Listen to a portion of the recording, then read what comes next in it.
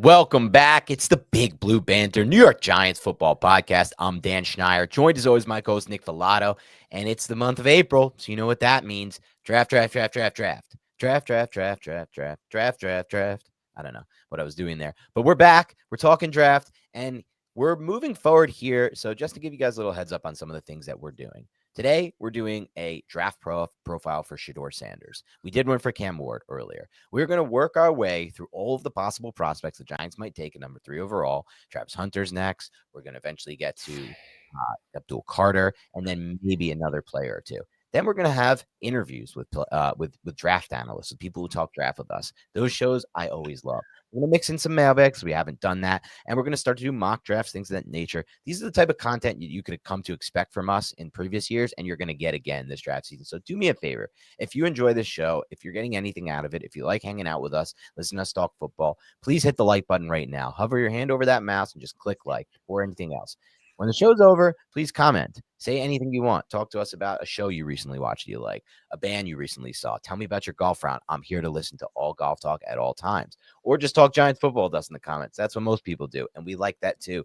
That also helps us grow. And hit subscribe if you haven't already. I may ask you again at the end of the show. Outside of that, we're going to get right into the content. So here we are talking Shedeur Sanders, quarterback prospect out of Colorado. Potential draft pick for the Giants at number 3 overall, potentially a draft pick for the Giants, and we'll discuss this scenario a little bit later on the show, potentially a draft pick for the Giants if they move back in the draft, or Nick, if they move back forward into the draft. Let's say they don't take Sanders at 3 and he keeps falling in the draft board, like an Aaron Rodgers type situation where he kept falling, right? Or Kenny, even though I kind of didn't expect him to go, but some did. Maybe they trade back in. So we'll discuss at the end, but that's what we're talking today. So where do you want to start with Sanders? We've talked a lot about Shedeur Sanders for a while. Clean in the pocket, right? You love his drop back. You love his footwork. You love that over the top, predictable release of the football. I would say good overall accuracy. There were times where he missed some throws, and I think the accuracy maybe gets, I don't want to say overhyped because it has negative connotations, but there are some throws that aren't necessarily pinpoint with Shedeur Sanders. But the meat and potatoes for me, when I look at Shedeur Sanders, what catches my attention, there's just a lack of, I think, elite physical traits. And when you're talking about top 5 pick, you're hoping that all the traits that he possesses that are, I would say, above average to good, they hit at a 100th percentile. And I just don't know and I'm not trying to be negative here, but I don't know what the ceiling for Shedeur Sanders is. Like, I look at him, and I know we're not big comp guys here, Dan, but I look at Shedeur Sanders and Andy Dalton is a name that like kind of comes to my mind. What I love about Shedeur is he's very smart. He can keep your offense in rhythm, on task, on time. He played through adversity with a terrible offensive line, and he's tough as nails. But I see a noticeable lack of arm strength and ability to push the ball vertically. And I'm not going to sit here and hold against him that he had Justin Hunter and be like, oh, wow, yeah, Justin Hunter gets just both. But that is also a reality, too, that we should factor in is there's a lot of, I'm going to throw the football up in the air and trust my receiver to get it. I like the fact that he was doing that, but how many of those passes were, oh, wow, Shedeur put him in a perfect position to make that catch? Or was it the wide receiver doing what the wide receiver could do to come down with the football? Not trying to hold it against him, but that's a reality, right? Like, I watch Russell Wilson, for instance, right? And I see pinpoint accuracy on back shoulder throws pretty consistently. While you see some of that with Shedeur Sanders, I don't think when we're talking about on the vertical plane, I see elite accuracy. It is a little bit more, let me throw it up and have my guy go and get it. And I see a lot of times where the guy who is going to get it is slowing up to stop and runs underneath it. And it's not necessarily he's being led a lot. So there is that arm strength and that overall velocity issue that I see in Shedeur's game, that when I'm talking about a top 5 pick at the quarterback position, I'm a little concerned. There's some consternation in Nick Filato's mind. And I think that's completely fair when you go through his film. Doesn't mean you hate him. I think he'd be a fine pick a little bit later on in the first round. I just don't know what that ceiling is. And I'm skeptical that ceiling is a consistent top 10 quarterback. Do I really want to spend a top 3 pick on that when there are 2 blue chip guys who will more than likely be available for the New York Giants? And I think that's the conversation that a lot of Giant fans need to ask themselves. Yeah, that's it. You really broke that down well in the end. And it's like, It just comes down to that. It's not that we might not want to take Shedeur Sanders. It's that when we take him, we lose on Hunter. If you take him at 18 or 20, you're not losing out on Travis Hunter or Abdul Carter. You're losing out on a totally different level prospect, especially in this class where the blue chips dry up damn fast. Now, as far as what you said, a lot of interesting things to break down there that I want to touch on a bunch of. And we'll get into a lot of his game too, because I've watched a shit ton of Shador. I'm sorry to say that word. I watched a lot of Shedeur Sanders tape this year. And I would say I've watched even more of him than Cam Ward at this point. I would say in this class from the quarterbacks I've watched, Nick, and I've said at this point I've watched a lot of Sanders, a lot of Ward, a lot of Milrow, a lot of Shuck, and I'm starting to get through a decent amount of Dart. I have not gotten to Howard. I've not gotten to who else was it? McCord. Those are kind of the ones I'll probably round out on and stop on. And then maybe I'll do the Iowa kid Rourke. I don't know if I have time for that. But out of those guys that I mentioned, I think he's the most accurate in this class. And I think he has the most repeatable, by far the best mechanics, upper body throwing mechanics in this class. And I think when he can hitch into a throw, he actually can throw a good deep ball and throw a good out pass and throw a good layered dig route over the middle. All those things I think are very true about Shedeur Sanders when he's able to hitch into the throw. And as far as the accuracy side goes, I want to make it clear, while I think that he is the most accurate of those guys, and yes, I'm including Cam Ward, I think there's a really important difference, and Matt Wallman does a great job of breaking this down. And the RSP, Matt Wallman does his own draft analysis from watching tape. There's a difference between pinpoint place accuracy and general accuracy. I think Sanders is more of a general accuracy kind of quarterback. And that means pinpoint will lead to maximizing yak. General accuracy will lead to giving your receiver a chance to make a play on the football. It might lead to no yak, but at least the receiver will have a chance to make a football. You don't want general, but it's doable, and it's worth something, because some quarterbacks miss from all overall accuracy. You know, we've seen misses in Cam Ward's tape. We've seen misses in Drake Ward's tape. Those I don't care as much about, but we've seen them. So I think that's important to note. I also think for me, when it comes to Sanders, and I mentioned this to you really early, like after 2 games I watched, I texted you about this. I think his arm strength and the whole idea of arm talent being limited with Sanders, and I really do honestly believe it is. I want to make that clear. Is it shows up only really, but this is important to me, when he has to throw off platform. And by off platform, I mean when he's not in a pocket that's good and he could step up into the throw, do everything he's mechanically been taught by Brady, all these people he's worked with throughout his life, and drive a ball. When he's able to do that, I don't think there's any issue with his arm. Even on the vertical plane. I know I agree with you. He's not a great vertical thrower. He's not Drake May. We're not watching those types of quarterbacks. But like when he's able to hitch into it, it's fine. But dude, when he's not able to hitch into a throw, when he starts to do his drifting thing in the pocket and breaks down, specifically when he's throwing to his left, gets really bad from an arm talent standpoint at times. I texted you this when I first started watching him. How many times do we watch him try to make a throw outside the numbers to his left and the ball would die and bounce to the receiver? I hate watching a ball die and bounce to a receiver from an arm talent standpoint. I don't know how that could work in the NFL. I'm worried about like what happens when things aren't just perfect and he can like get the ball out, because you mentioned what's a ceiling with a quarterback prospect. I think the better version of this ceiling than like a Dalton, or the people you mentioned, Dalton and Geno, would be like a Cousins, if he can get to that level. I don't personally think he has that level of arm talent, but maybe, Cousins really won with his mind and just willingness to throw all different levels of the field early and often and stay in there and take a hit. Something Shador does great, which we'll talk about. So maybe it's that, or you go to like the next level, in my opinion, of that, which is Brock Purdy. Like that to me is even better. Like I watch Purdy, the anticipation in his game, the timing in his game, that ball is out. But my problem with those comparisons are, I feel like personally, from watching 8 games of tape of Shedeur Sanders, I'd see way more moments of this already at Colorado than I'm seeing. I'm not seeing enough. I feel like Ward is the more creative anticipatory thrower by far. And that's not supposed to be what he offers. He's supposed to be the explosive thrower, but he's to me, the more anticipation thrower than Sanders in this. So that worries me a little bit too, Nick. I'm worried also about the system he played in at Colorado, a lot of screen passes.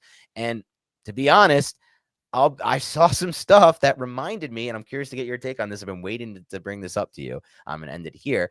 But I saw some stuff that reminded me of some of the concepts that Shermer ran with Jones in 2019. Some of these high-low concepts that get a dig on the bat, to get a dig behind a concept that he can just drive. And is that anticipation, or is him just knowing that based on this high-low concept, the dig is going to come open at this point and I could just throw it there?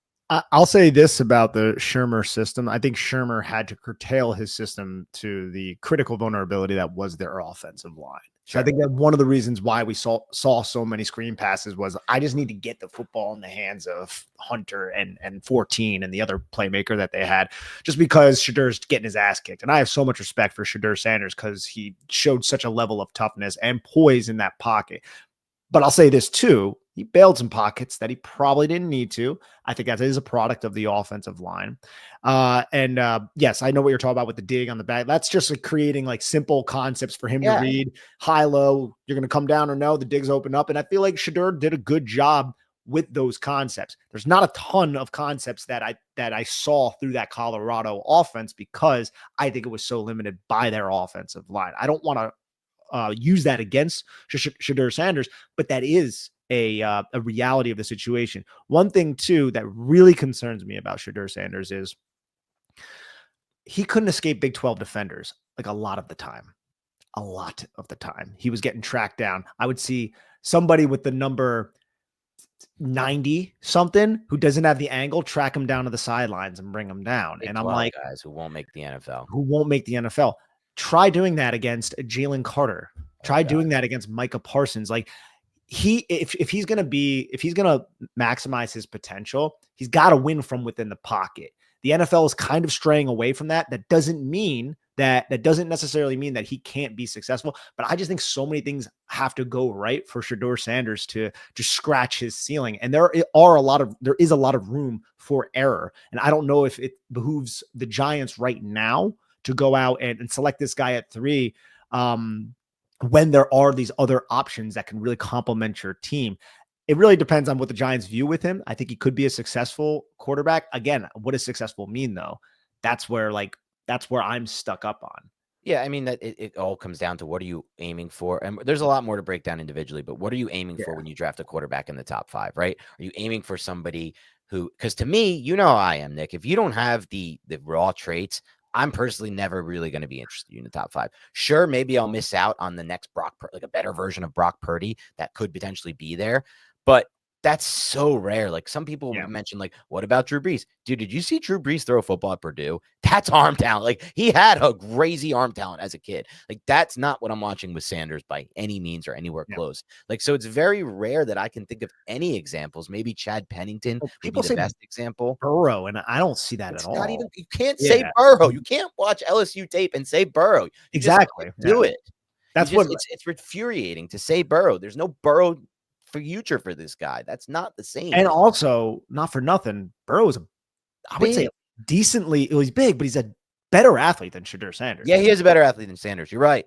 People don't Which see is it. He is. crazy because this is Deion Sanders' kid. I don't know what happened here. This guy should be a 4.344 athlete, and I'd be super interested in him if he was a 4.344 athlete. He'd basically be the reason I'm interested in Milrow, but can also play the position and throw a football with repeatable accuracy. Like he'd be unreal. He'd be the number 1 pick by far if he was a 4.344 athlete. I think personally, over Cam. But so it's like, what's the ceiling? It's, I guess, a better version of Purdy, maybe, because there are aspects of Sanders' game that I really like that could work at the NFL level. We went over a few, but I'll repeat: the repeatable accuracy, the repeatable mechanics up top. Also, the poise and toughness in the pocket. That's really important one for me. He gets clobbered over and over again, gets right back up, shows his teammates that I'm willing to.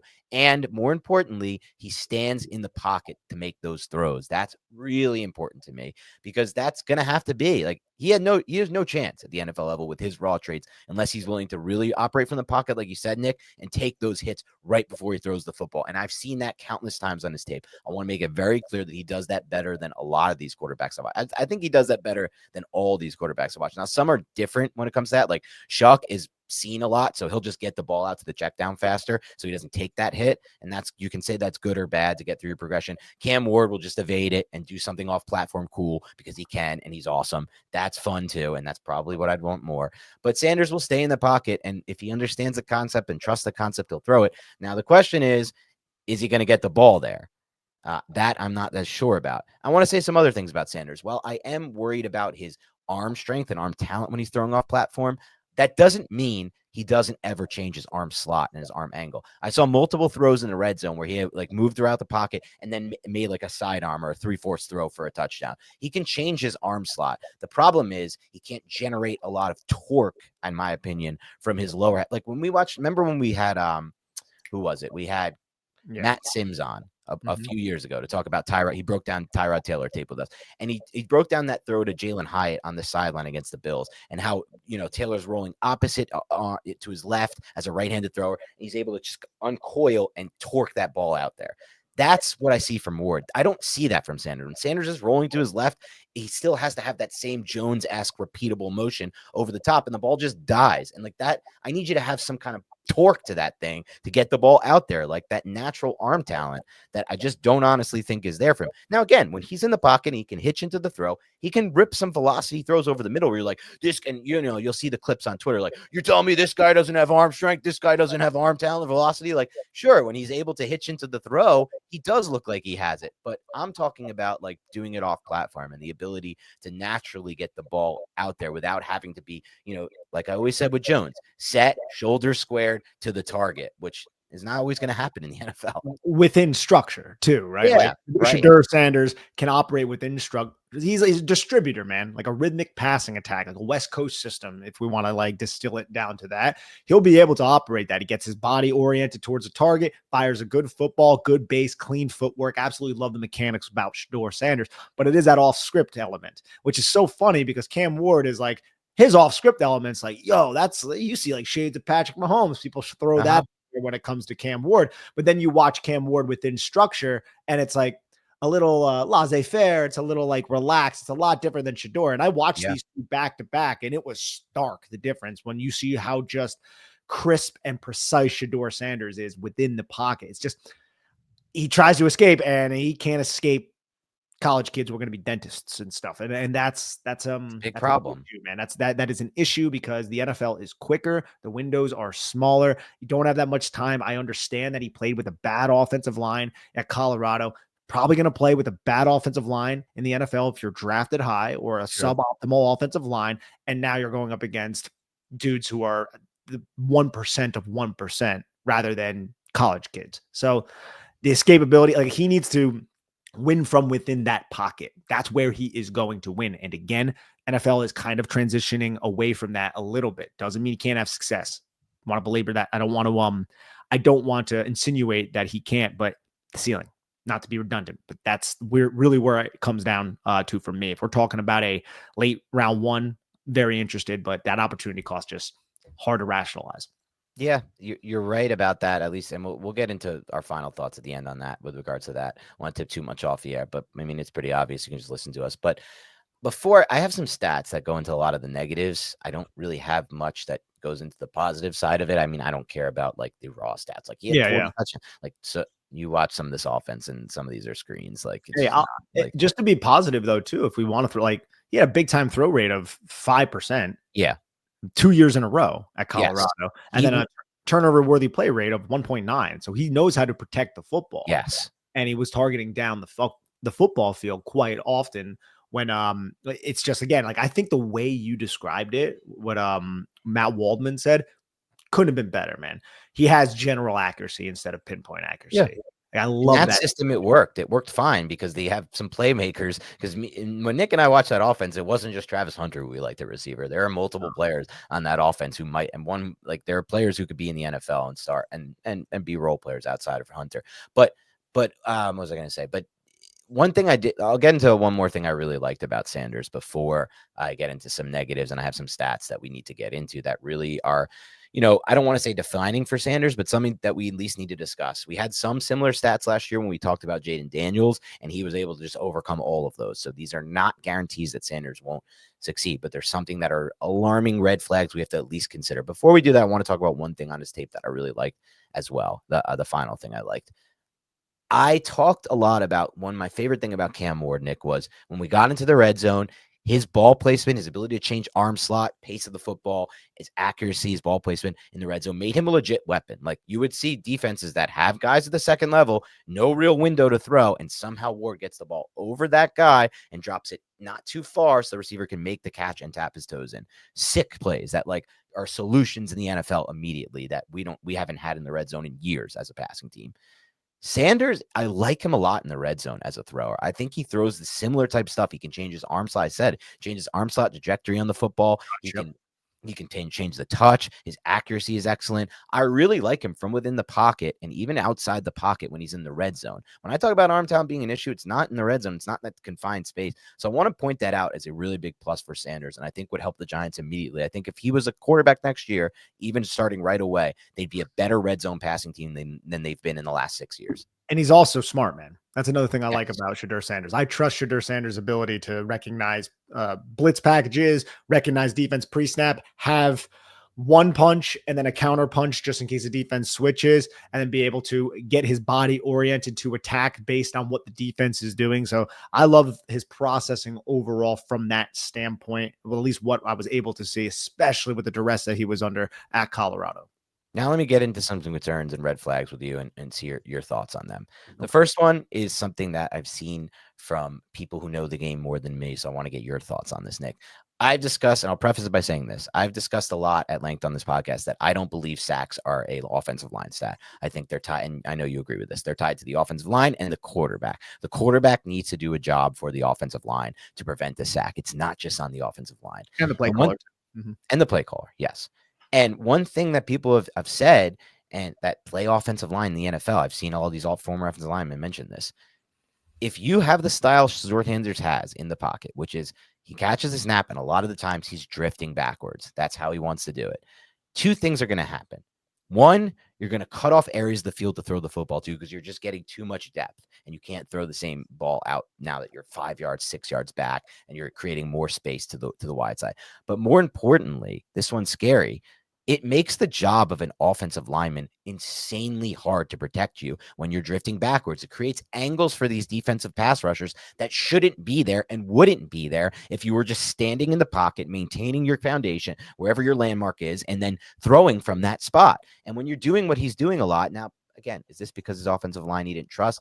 Sure, maybe, but is these bad habits that are just going to be easy to correct at the NFL level with a snap of finger? Probably not, right? Like, I didn't see it just fixes itself unless you have the elite offensive line of the Eagles or whatever, which you're not getting with the Giants.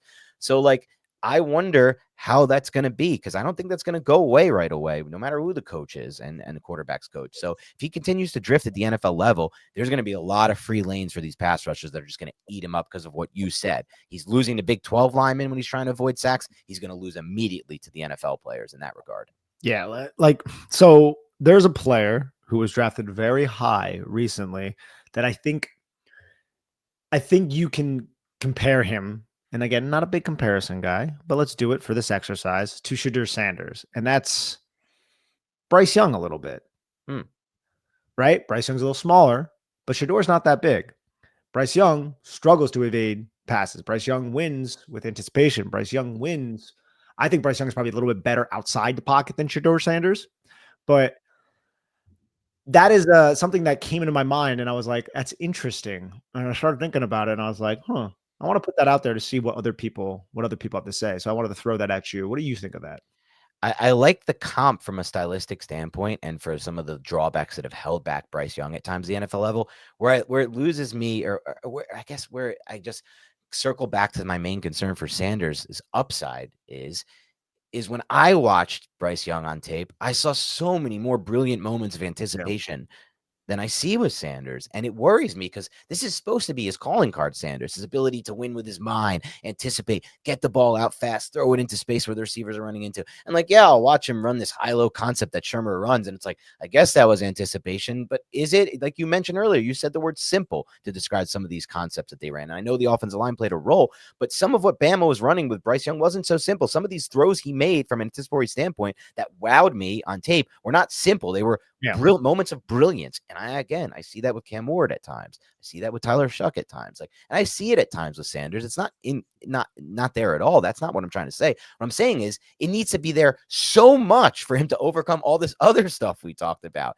And is it there so much? I don't know, but I do like the comp as far as escapability, size. They're not great athletes, and overall how he's going to have to win. Yeah, exactly. I wanted to put that out there just to see, but yeah. So, where do we want to go from here? When it comes I have a bunch of other stuff I want to get to with you. Let's get into those analytics you were talking about. Yeah, some of the stats here. So this is Colorado ranked 77th out of 134 schools in pressure rate allowed on passes within 3 seconds, but they were 33rd on passes taking 2.5 seconds or fewer, and 121st on passes that took 3 seconds and longer. So essentially, what this is saying is when he would drift in the pocket, things would get really bad for the Colorado offensive line. But when they were just the first 2.5 seconds of a play, they were 33rd. They weren't as bad as everybody said they were. And get the ball out. I mean, you can't drift. And so Sanders' sack to pressure rates also dropped from alarming rates, in 2023, 10.2% sack rate, 25% pressure to sack rate. These are really bad numbers. And he ranked 136 and 122nd in sack to pressure rate. These are bad numbers for Sanders. They're a little bit concerning. Hello, ladies and gentlemen. Look, we all love to work out. The summer's coming around. You want to look good in your bathing suit. But in order to enhance your workout, you want to go and use MitoPure from Timeline. This is a great product. When I started using it, it makes me feel stronger, gives me more energy. I recover quicker. I'm in my 30s. I still have the energy to work out. And if you want that energy, you really should give Timeline's MitoPure a shot and work it into your routine.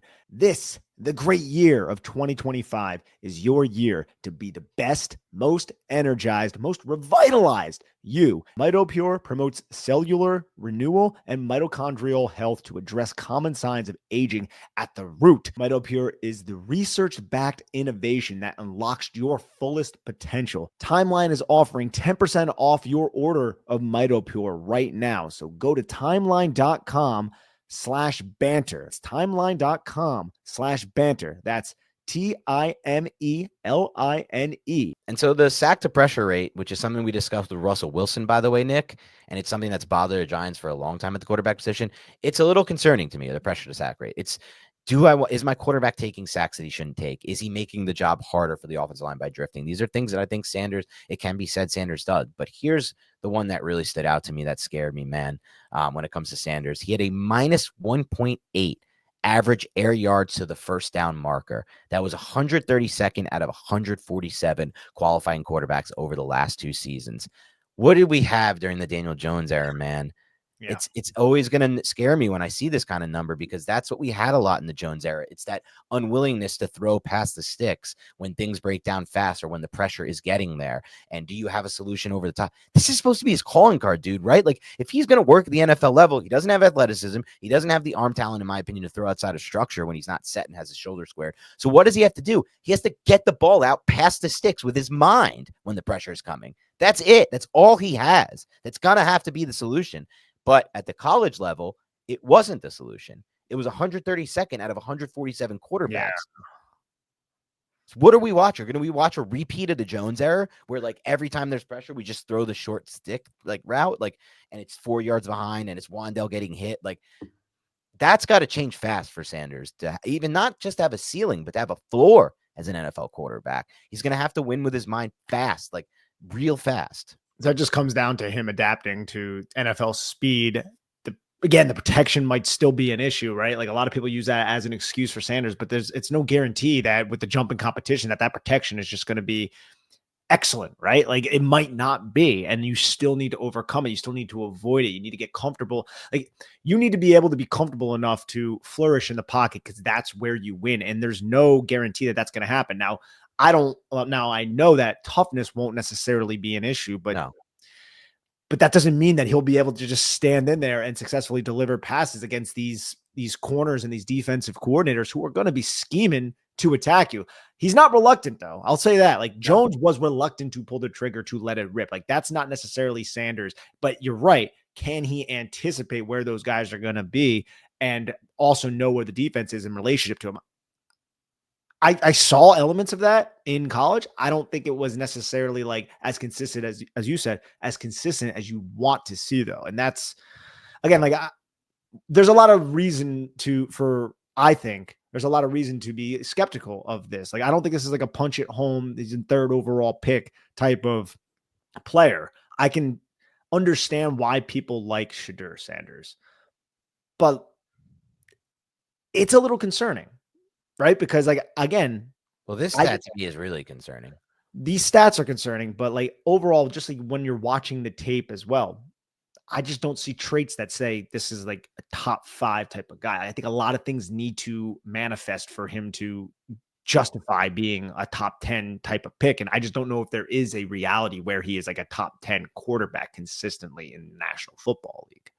It's again, it would have to be with his mind, and it would have to be with him getting really aggressive with his play, like, right? And that goes into the issue because, like, I think it's clear, like, from, it didn't take us many games. I texted you about it when we watched it. I kind of, and I texted, shout out to Sal, the not content creator. He's a Giant Pod. Shout out to them. They do a great job, especially breaking down the draft. And he's a Sanders fan. And I texted him like right after watching a few games of Sanders, like, I don't know, man. I just don't see the ceiling here with this guy on tape. And I know you felt very similarly, Nick, because of what we see now. That could change, right? Like, he could get more aggressive in his nature. And I think he's going to have to be, even, he's not that he's not aggressive now. Like you said, he's not reluctent like Jones, but it has to change because when there's pressure, here's what he's doing right now. He's either drifting, which is never going to work the NFL level, and we're fucked because the D linemen are too athletic, or he's standing in there sometimes and he's throwing. And a lot of the times, based on that number, again, 132nd out of 147 quarterbacks in air yards to the sticks, he's just taking the solution early. And sometimes it works. Travis Hunter catches it, breaks a tackle, goes for 80. And now he has 80 yards on his stat sheet and a touchdown as a passer. Or another player on that team breaks a tackle, goes for 6 or 8 or 10 or sometimes 0, whatever it may be. But there's a lot of throws short in those spots. There's either him trying to escape, taking the sack a lot. There's not a lot of examples in my mind of him when the pressure comes, standing in there and throwing the football like we see sometimes with the tape we just broke down of Russell Wilson, right? Like, he saw it early and he threw it vertical, even though they didn't need 2.5 seconds, or a lot of these quarterbacks. So how fast is that going to change at the NFL level? Some people project, Nick, and this is important to note, that he doesn't trust his arm talent to make those throws early when the pressure breaks down. And that could be a case too, because he doesn't really have great arm talent. It's okay. It's passable. It's like we said with Jones. It's like we said with Jones. It's adequate. But if you don't trust yourself and you're not, how do you get an aggressive nature in that regard? That's something that concerns me as well, Nick, because I don't want the solution for him to always be, let's throw short of the sticks and see what happens. We just had that nightmare play out, and it doesn't work at the NFL level. No, it doesn't. It is a nightmare. You're right. For fans, it's a nightmare. We've been stuck in that mire for quite a while. And, I think there are certainly realities where Shedeur Sanders can overcome that. But is that more of a is that more likely than not? And that's, again, the question when it comes on this team too, with the offensive line as it is. The offensive line, I think, is, and I know you agree with this, the offensive line is, I think if he were to come to the Giants, the offensive line would be significantly better than what he was dealing with. And not just from a talent standpoint, but relative to the jump in competition with the NFL. I think this would provide him a stable environment. I just, there's still going to be cracks, though. There's still going to be pressure. And I think in today's NFL, with how fast these athletes are, how fast these second-level defenders are, a quarterback with some escapability. Like, Shador has a creative mind. Like, he has a creative mind. You see what he's trying to do when he's evading and trying to extend plays. Very creative mind. Doesn't have the physical tools to meet his mind. Again, I love him from this standpoint. I think there are just athletic limitations. I think there are arm talent limitations to justify a top 5 pick. And there are moments I want to make sure. So I want to make clear, because I have all these notes and I'm looking through them as we're talking and before and from each game. And there are moments where he makes throws off platform, like especially when he's rolling to his right. I like him better when he's moving back right to make a throw. It's the left that really bothers me. And so many of those balls I saw short of the receiver, which really scare me. Anything that hops to a receiver, I'm scared of it in some regard.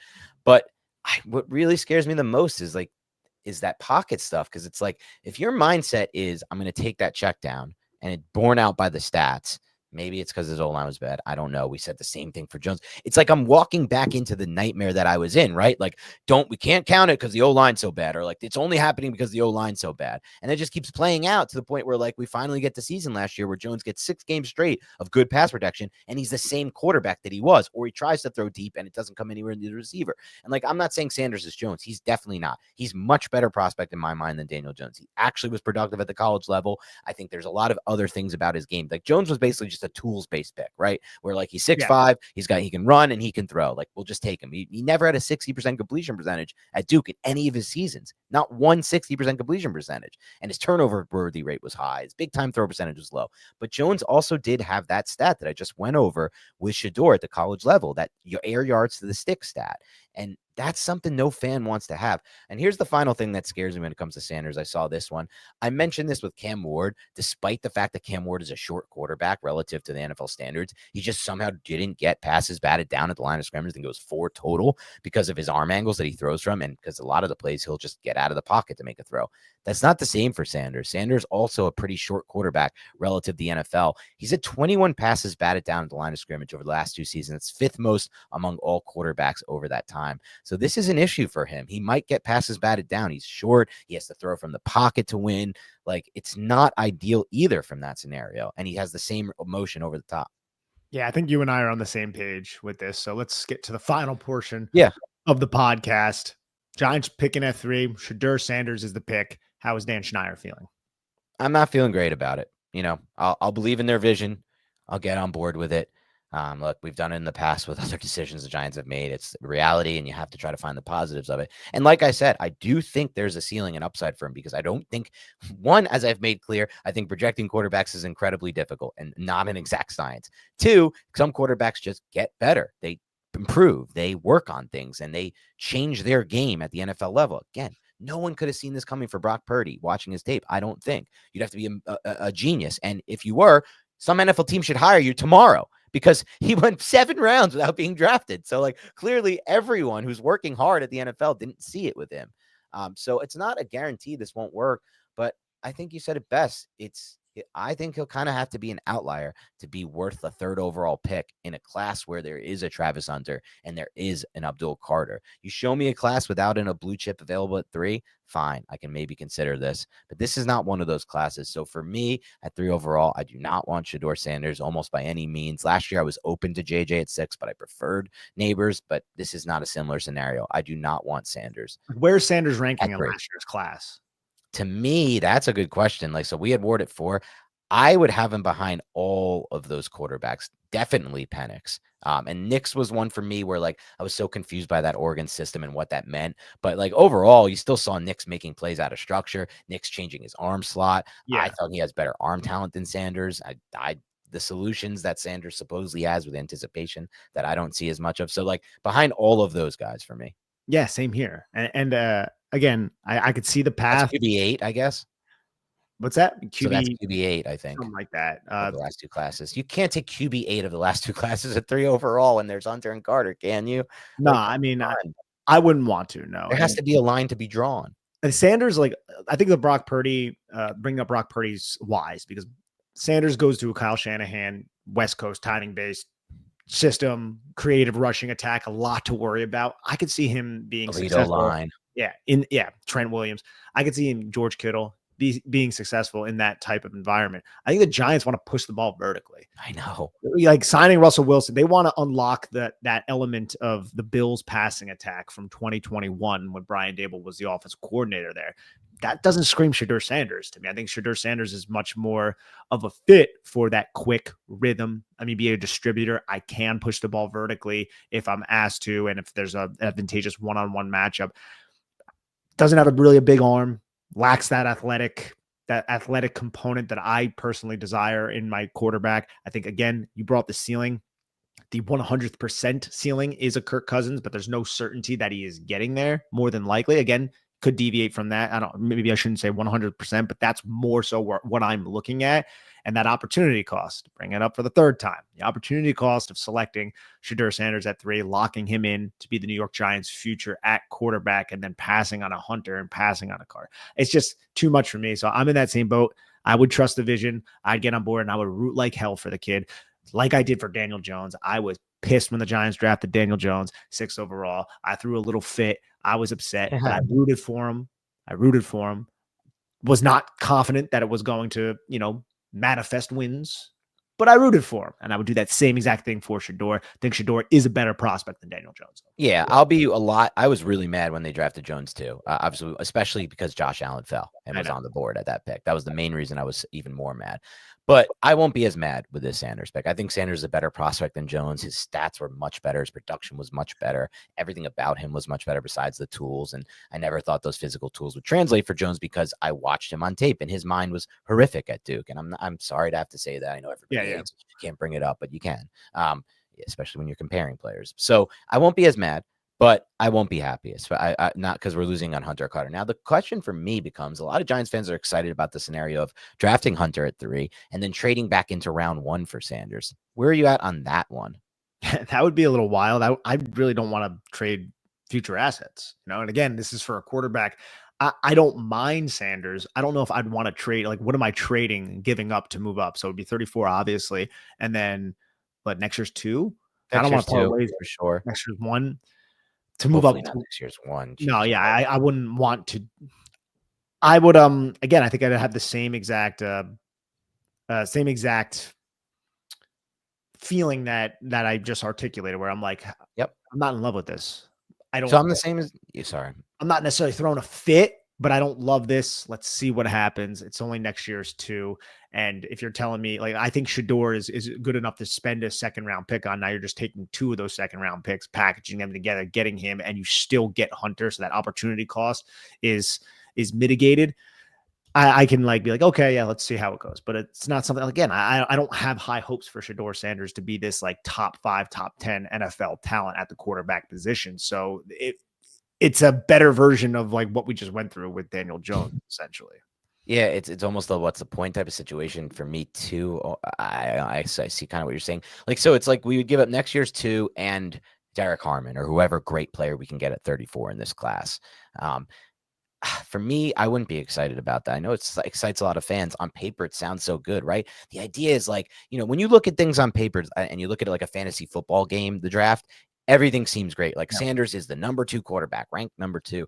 But I've said this before on Twitter, and I'll kind of say it again. I think after Ward, it's kind of just pick your poison at quarterback. And a lot of these guys are all, I think everyone's a gamble, and it's what kind of gamble do you want to make? Sure, Shedeur is more polished than all of these guys after him. Yeah. And sure, he's a much smarter, and like he's been trained well, but that's not exactly what always leads to success at the NFL level. Brian Brom, like there's so many examples of these guys that just didn't work out that were polished heading into the NFL because it's a trace-based game, and you got to have traits that allow you to project the NFL game and allow you to be a difference maker at that quarterback position. And some of those are natural and innate, and some of those are not. But to me, it's like I'd rather kind of keep 34, take my beast there that's going to fall at around 1. And then when we get to 65, I'll take a chance on Shuck or Milrow or whatever's kind of left that they like, that they also believe, like you said, Nick, kind of fits more what they want to do. Aggressive, vertical, explosive throws. I don't see enough of those on him. Can he do it? Sure. He has some throws downfield. Yeah. He throws a good by the way, I want to say one more strength of his. I like his deep ball and the fact that it has good, it's not a moon ball like Russ, but it has a ton of good loft on it and a ton of good touch on his deep ball. So I think that's an important thing to say. It's not a flat throw like we've talked about. There is a part of me though, like I agree, but there's a part of me that just thinks there is a lack of zip on a lot of those passes that are deep, and it does seem to just kind of be floating almost. Yeah. Like it's not, you know what I mean? There are throws. You're right, because Russ is not a floating throw. It's just more of like a Russ is deliberately doing that. Russ is like, I'm going to put touch like with Shador. Sometimes I'm like, is this a lack of velocity or is this him putting touch? Because like, why would he put touch in that situation? So you know what I mean? I know what you mean. I find myself questioning, that throw hung up there a little bit too long, where like the receiver was open and he's waiting for the football and it just kind of like hung there instead of being fired in. You know what I mean? Yeah, 100%. I know exactly what you mean. Like, does that throw of touch because he wanted it to, or because that's what he had on it, or, that's all he could put on it. Exactly. Like, I think he could add a little bit more mustard to that throw because there's no underneath there's really no reason for him to put touch. He needs to get that football in immediately, like the Kansas State game. I think it was Kansas. I'm sorry. Is so alarming. Against the Jayhawks, the Kansas game, the one where homie's waiting in the end zone and the ball just comes in and Kobe Bryant just like sprints all the way from the sideline all day to make that play. Yeah, and it's just like, why did that take so long for the ball to get there? Like the windows are so just like slightly open in the NFL, man. You need to have the zip on the ball, and I do question that from Sanders on a consistent level. I don't blame you for that at all, because I question that same exact thing when it comes to the arm talent translating when the windows are much smaller. So, final thing we'll end on. This one's interesting to me. I was going to ask you this. Weird things happen in the NFL draft. I don't think anyone considers this a possibility, but I actually do, because I don't think that teams are beating down the door to get Sanders on their team. Will Levis fell when he was expected to go round 1. If he's on the board at 34 and you don't have to trade, for you, it's a yes? I think so, yeah. I So think I for could see me, that. it's still open-ended for me. Like, if Derek Harmon, like if Harmon's like, there's just players that I don't think I would take Sanders over. I think for me. I think I could be talked into it. Again, Oh, I'm fine with it if it happens. I know, but like you're talking about, you're not trading any capital. This guy falls, you bring him in, you get the 4 years.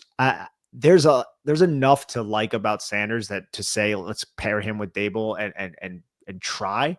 But I also want to like fully understand Tyler Shuck, Jalen Milrow, and some of these quarterbacks I have not gotten my eyes on yet to watch. They're all 22 to really probably make that decision, but it's certainly much more palatable than selecting them top 5, Yeah. which is like kind of crazy to me. Like, I'll be fine. Yeah, I know.